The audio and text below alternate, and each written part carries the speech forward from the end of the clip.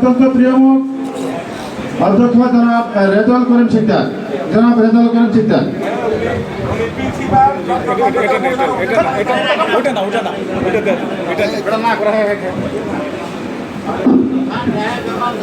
বিসমিল্লাহির রহমানির রহিম।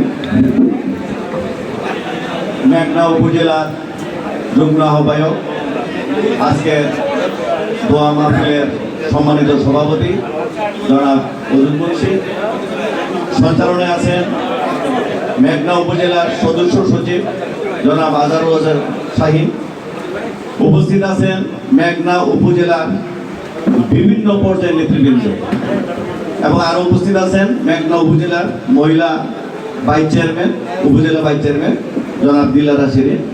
আসসালামু আলাইকুম ওয়া রাহমাতুল্লাহ। আমরা বিভিন্নভাবে স্যারকে উপস্থাপন করতে চেষ্টা করতেছি।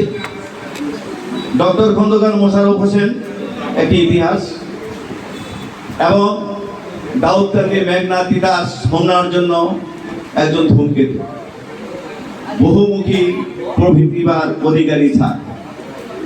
উনি একদিকে উচ্চশিক্ষিত ডক্টরেট ডিগ্রিধারী, উনি ঢাকা ইউনিভার্সিটির প্রফেসর, উনি লেখক, উনি বীর মুক্তিযোদ্ধা এবং একটি বড় দলের রাজনীতিবিদ এবং সিনিয়র সদস্য।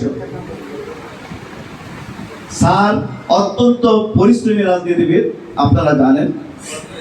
সেই 1991 সাল থেকে শুরু করে আপনারা দেখে আসছেন এবং গত 17 তারিখ যেদিন স্যার অসুস্থ হলেন, সেদিনও মিরপুরের পল্লবী থানায় প্রায় 8 কিলোমিটার হেঁটেছিলেন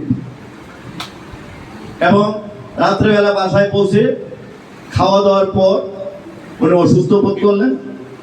উনি গণমানুষের মুক্তির জন্য, গণতন্ত্র পুনরুদ্ধারের জন্য উনি নিজে ফিল করলেন যে আমি যে অসুস্থ ফিল করছি, এত হয়তো বড় ধরনের কোনো একটা অঘটন ঘটে যেতে পারে।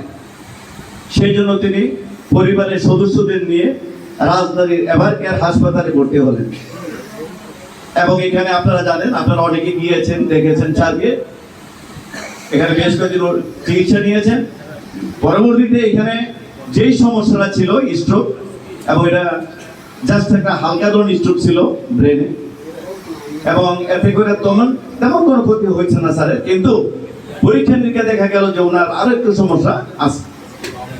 শেষ পর্যন্ত উন্নত চিকিৎসার জন্য গত 27শে জুন উনি সিঙ্গাপুরের ন্যাশনাল হাসপাতালে গেলেন, পরীক্ষা নিরীক্ষা করলেন এবং ইউ সেন সাই, উনি সিনিয়র কনসালটেন্ট, উনি ওনার তত্ত্বাবধানে যে পরীক্ষা নিরীক্ষা হলো, উনি জানালেন যে উনি স্পেনয়েড উইং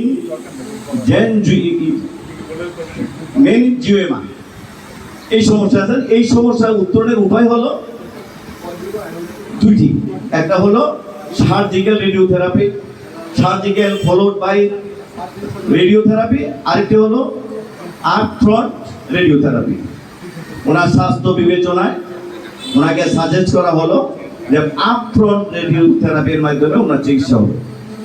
এবং আপনারা জেনে থাকবেন ইনশাল্লাহ, অনেক এখানে জটিল বলছেন, এই বলছেন, সেই বলছেন, আসলে এরকম কিছু না।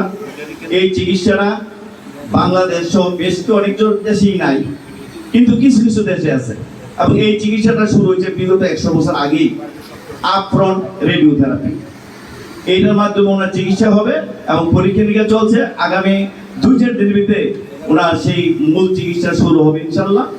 আমরা সবাই স্যারের জন্য দোয়া করি এবং স্যার যেভাবে আপনাদেরকে নির্দেশনা দিয়ে গেছেন, ঠিক সেইভাবে সেই নির্দেশনা মোতাবেক আপনারা এগিয়ে যাবেন, মুভমেন্ট করবেন, কর্মসূচিগুলোতে আপনারা অংশগ্রহণ করবেন।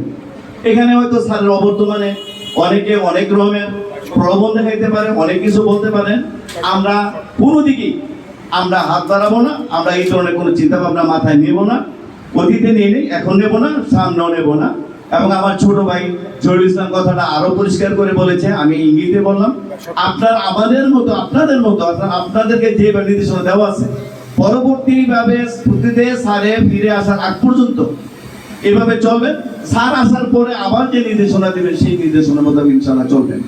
স্যার আসছেন, দাউদকান্দি, মেঘনা, হোমনা, তিতাসের জন্য স্যার আছেন, ছিলেন, আছেন এবং থাকবেন ইনশাল্লাহ। আমরা স্যারের জন্য দোয়া করি। আর শুধু মুখে বললে হবে না, আমরা 5 ওয়াক্ত নামাজ পড়বো, নামাজ শেষে 2 রাকাত নফল নামাজ পড়ে স্যারের জন্য দোয়া করবো। এই বলে আমি আমার বক্তব্য শেষ করছি। আল্লাহ হাফেজ, সকালে ভালো থাকুন। আসসালামু আলাইকুম রহমতুল্লাহ। ধন্যবাদ আপনাকে। এই পর্যায়ে পরিচয় করে